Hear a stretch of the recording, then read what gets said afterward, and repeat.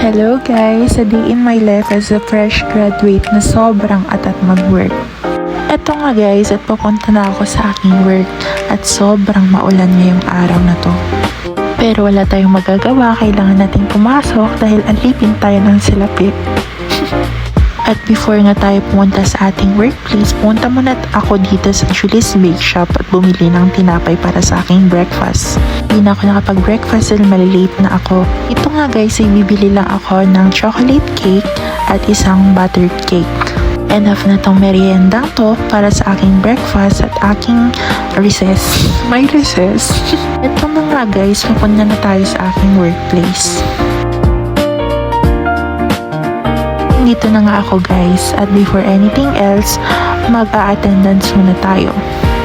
Yan, unang try, ayaw.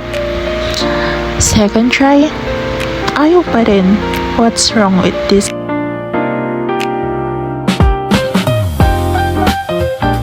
Uli kong susubukan, wag tayong susuko. Pero ayun nga, ayaw pa rin. Uli akong nag-try guys. Ayaw talaga. Maaga akong pumasok pero parang malilate pa rin ako. Yun. Okay na. Pupunta na tayo sa aking workplace. Una sa lahat, i-prepare ko muna itong aking desktop. Open ko muna ito. Aayusin ang mga pencils at lahat na nakakalat sa aking desk. Habang inaantay ko mag-open guys, nilabas ko muna yung aking payong. At ito, i-open natin dito, switch dito, at mag-aantay. I-open na rin natin ang ating electric fan. O, diba? May electric fan. Solo pa yan.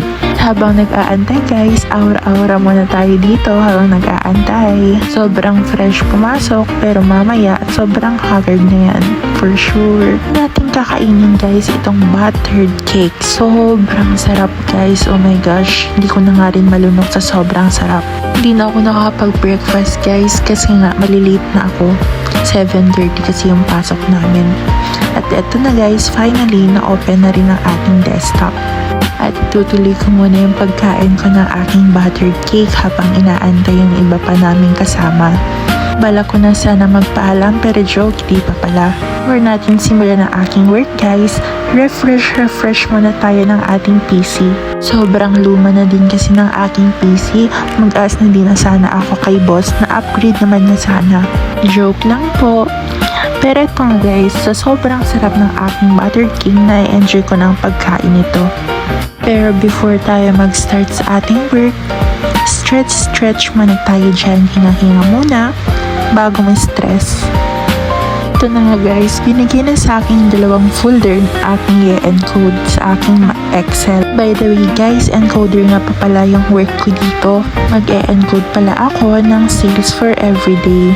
Naman to mahirap guys, kasi nga ganito rin naman ginagawa ko sa school, nag-encode din.